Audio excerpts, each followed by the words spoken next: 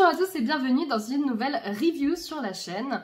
Review de film parce que hier soir je suis allée voir Spider-Man Across the Spider-Verse, la suite de Into the Spider-Verse, et il fallait évidemment que je vous en parle. Si jamais ce genre de concept vous intéresse, n'hésitez pas à vous abonner à la chaîne, donner votre avis sur le film, évidemment parce que je pense que vous êtes nombreux à l'avoir vu, et on passe tout de suite à la partie sans spoil.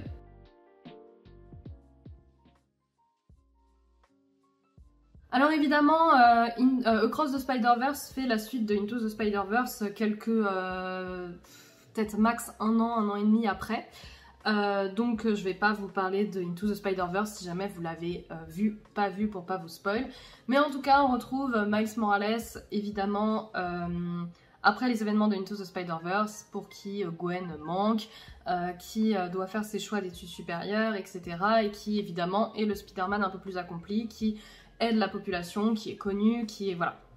Donc on est sur un Spider-Man qui actuellement s'est fait une raison par rapport à Across the Spider-Verse et qui du coup est juste à faire entre guillemets son travail, à combattre les super vilains, etc. Au niveau de l'histoire, moi j'ai trouvé ça très sympa. Je vais mettre tout de suite au clair un truc, c'est que pour moi quand on a des films qui ont des gros visuels, qui demandent déjà beaucoup de concentration parce que c'est visuellement très demandeur, Spider-Man Into the Spider-Verse, il y a beaucoup d'infos, beaucoup de couleurs, beaucoup d'éléments.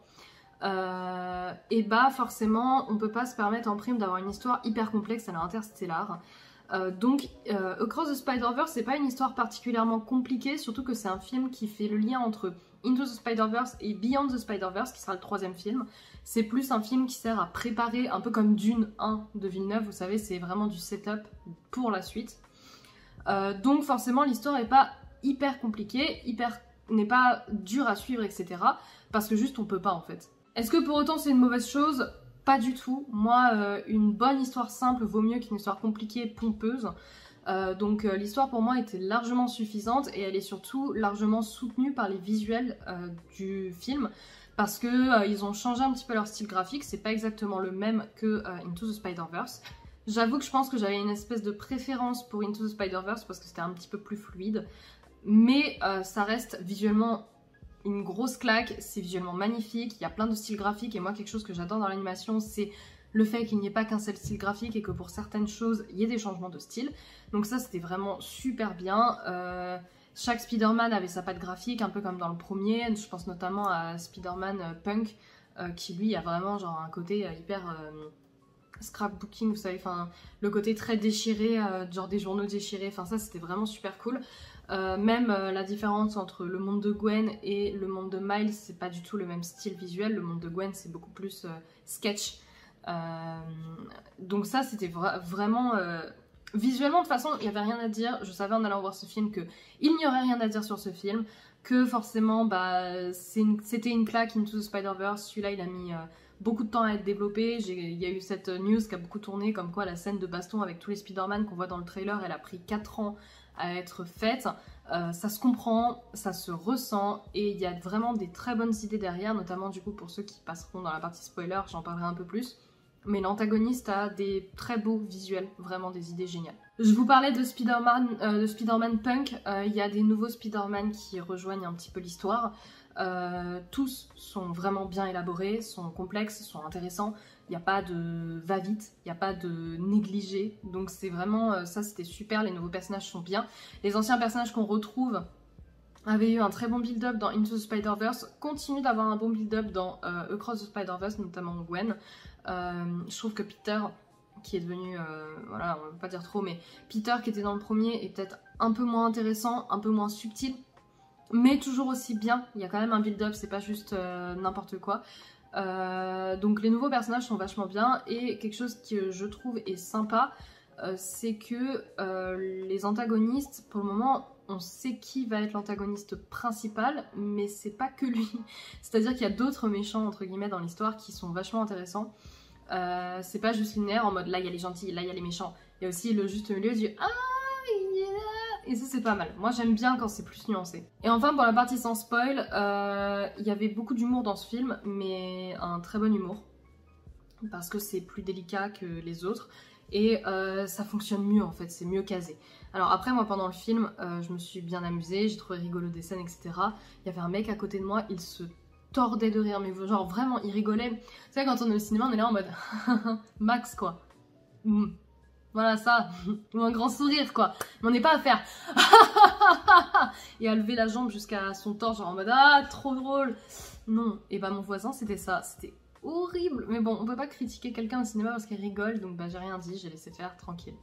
Si, et un truc qu'il faut quand même dire, c'est que bah, les musiques sont cool. La bande son est géniale, genre le truc avec les Spider-Man était super sympa. Il y avait un espèce de gros bruit comme ça. Je saurais pas l'imiter, mais bref, il y avait un gros bruit qui était vachement bien. Les musiques étaient cool. Forcément, ils ont essayé de ramener le côté un peu street qu'ils avaient mis dans le premier. Après, personnellement, je trouve que la tenue de Miles est moins jolie quand elle est full Spider-Man que quand il a son truc streetwear avec son hoodie et son bermuda et ses baskets. Je préférais un peu plus ce Spider-Man là que la tenue officielle, mais bon, elle était quand même sympa. Tout ça pour dire que c'était quand même un très bon film. Il y a des défauts, mais je peux pas vous en parler dans cette partie là. On va passer du coup tout de suite dans la partie spoiler.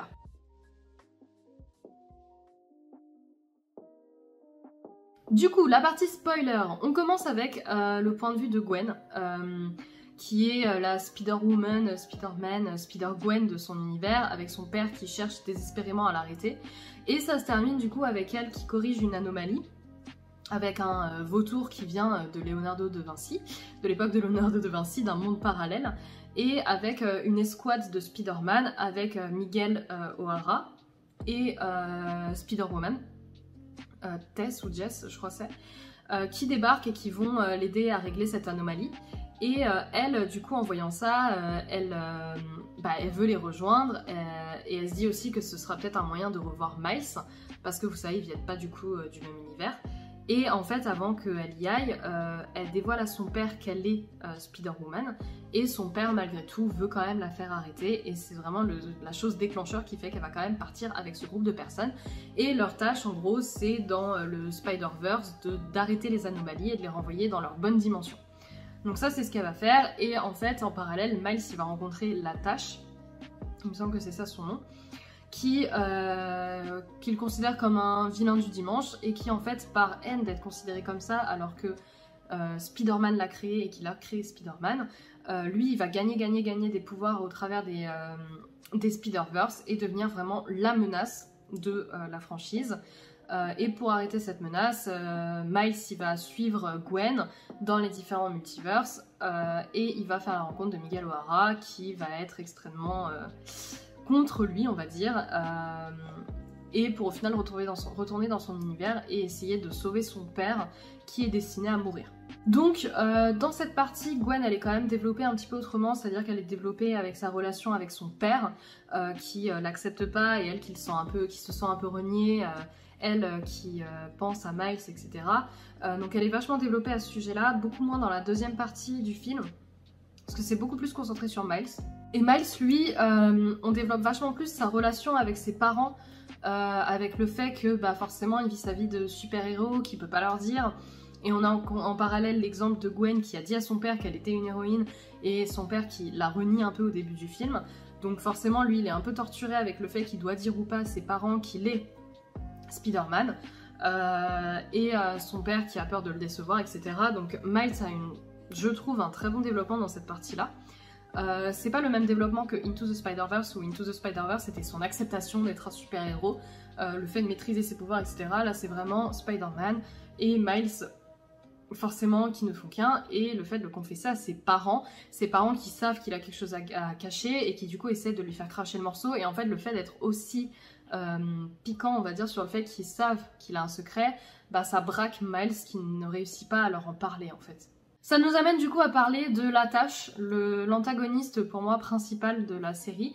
La Tâche c'était un des scientifiques, vous savez, de l'endroit où ils font les fusions des multiverses, qui au moment où Spider-Man avait battu le Caïd, avait été fusionné avec une anomalie, et qui du coup il est devenu juste une entité blanche avec des taches qui sont des raccourcis dans d'autres dimensions et dans d'autres espaces. Et en fait, de base, lui, il était traité comme un vilain du dimanche par Spider-Man, qui répondait à son téléphone, etc., qui lui a littéralement dit « t'es un vilain du dimanche ». Et du coup, en fait, lui, il se rend compte que par ses trous, il peut voyager au travers des Spider-Verse. Et du coup il va essayer de rassembler le plus de pouvoir possible pour se venger de Spider-Man. Et franchement, déjà une bonne chose j'ai trouvé, c'était que c'était pas un vilain classique, genre le vautour, genre Dr Octopus, etc. La tâche est quand même plus originale par rapport aux autres antagonistes qu'on connaît de l'univers Spider-Man. Et au-delà de ça, il est quand même vachement intéressant parce qu'il a ce côté un peu goofy avec une voix un peu con-con au début. Il n'arrive pas à voler une machine, un distributeur, il se fait un peu tabasser par Spider-Man. Et au final, il devient quand même hyper puissant et il va dans une autre dimension avec le Spider-Man indien où là il va reproduire la fusion des multivers qui avait été fait dans le 1. Et en faisant ça, bah, en fait, il gagne un pouvoir énorme. Et il veut ratisser et détruire complètement le Spider-Verse, le monde duquel est issu Miles Morales pour se venger de lui. En disant qu'il allait détruire tout ce qu'il aimait. Et en fait, au-delà du personnage et de ses motivations que j'ai trouvé vachement intéressant, c'est visuellement. Visuellement, déjà, l'idée, je me suis dit, putain, on dirait le mec de Watchmen. Genre, je suis arrivée, j'ai fait, mais attends, c'est pas le même univers, Watchmen et Marvel. Donc j'ai eu ce bug au début, je me suis dit, mais c'est lui ou c'est pas lui? En fait, bon, évidemment, ce n'est pas lui, mais je me suis dit, l'inspiration vient forcément au niveau du masque avec les trucs qui bougent, forcément. Et en fait, quand il fait sa fusion et qu'il devient cette entité particulière, il est tout noir et en fait, il a un style graphique complètement différent que j'ai trouvé vraiment, mais génial, genre magnifique, vraiment une idée géniale. Il est hyper imposant, il est hyper impressionnant alors qu'avant, on dirait un mec blanc en caleçon. Là, il devient hyper intimidant, hyper impressionnant. J'ai trouvé ça vraiment, mais génial, vraiment une super bonne idée. De toute façon, visuellement, il n'y a rien à dire, comme je vous ai dit, magnifique. Et ça nous amène du coup sur Miguel O'Hara, qui est le Spider-Man qui est à la tête de cette espèce de grosse corpo de Spider-Man qui vont aider au travers du multiverse.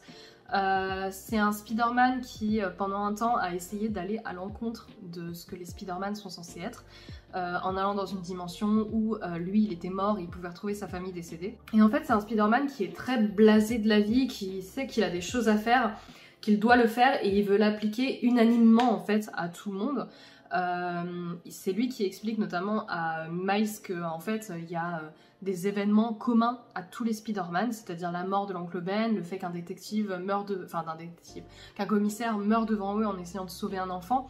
Ça c'est des points communs, le fait de se faire mordre par l'araignée, tout ça c'est des points communs à tous les Spider-Man. Et si un Spider-Man échappe à cette règle-là, ça fait s'effondrer des univers.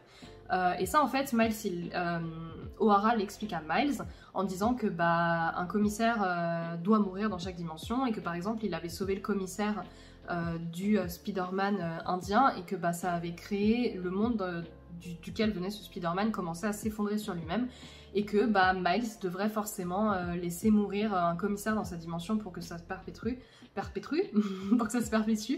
Et ce qu'il comprend, c'est que le commissaire, c'est son père qui vient justement d'être promu. Donc on a en parallèle cet aspect de Miguel qui dit oui mais tu dois respecter ça parce que les Spider-Man sont comme ça, avec un aspect très blasé, avec... Et en parallèle, en fait, il va lui dire tu es une anomalie, tu n'es pas censé exister, ton araignée elle s'est échappée d'un autre univers et elle est venue te piquer toi alors qu'elle était destinée à un Peter Parker de l'autre univers, et ce faisant, le Peter Parker de ton univers il est mort parce que deux Spider-Man ne peuvent pas coexister comme ça. Et il lui crie en fait tu es une erreur, tu es une erreur, tu es une anomalie, et pour autant il lui hurle quand même dessus en disant ah mais il faut que tu respectes en fait, il faut que tu respectes ces lois des Spider-Man, alors qu'il lui dit en même temps qu'il n'est pas un Spider-Man.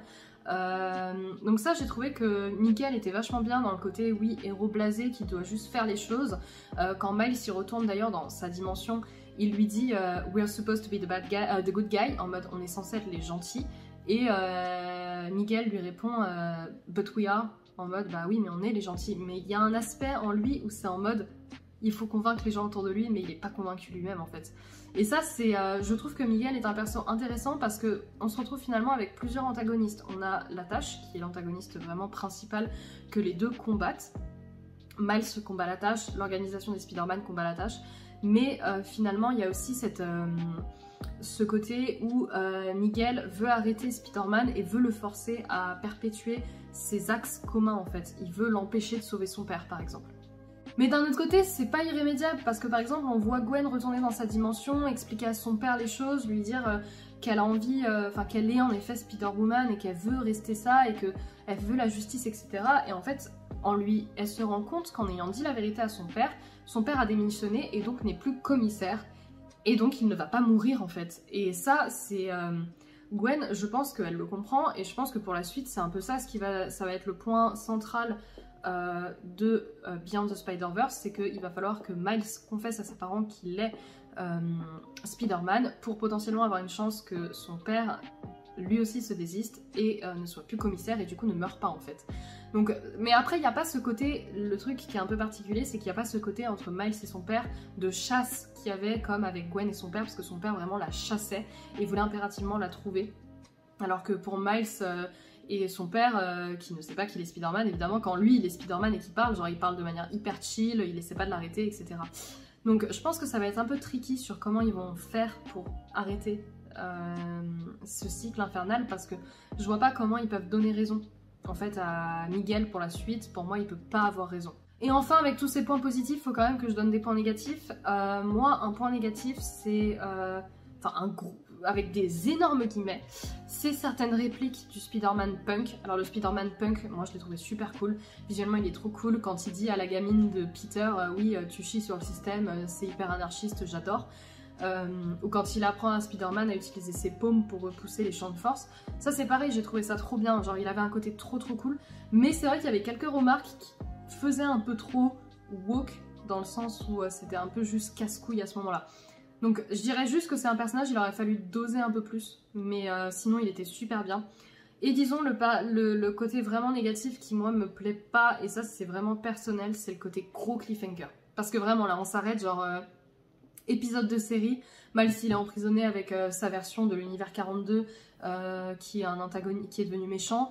Gwen elle assemble une team pour aller l'aider et puis bam c'est tout, genre ça se termine comme ça, gros cliffhanger.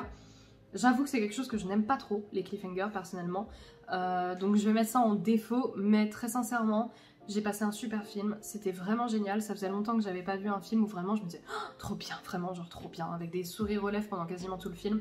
C'était un film génial, je pense que d'une certaine manière je préfère Into the Spider-Verse, parce que bah, c'est un film en lui-même. Le problème de là, c'est que le cliffhanger, moi, ça m'a un peu refroidi.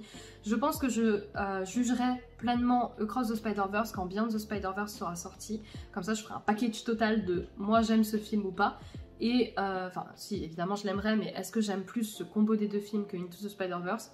Bah, faut attendre 2024 pour savoir. Mais en tout cas, ça va pas mettre autant de temps entre les deux, donc ça, c'est cool. Merci d'avoir été là et d'avoir regardé cette nouvelle review. La semaine prochaine sortira un Pandemonium, donc vous aurez une petite pause dans les reviews. J'espère que vous aimez toujours ce contenu et j'espère vous voir pour la prochaine vidéo. Ciao ciao!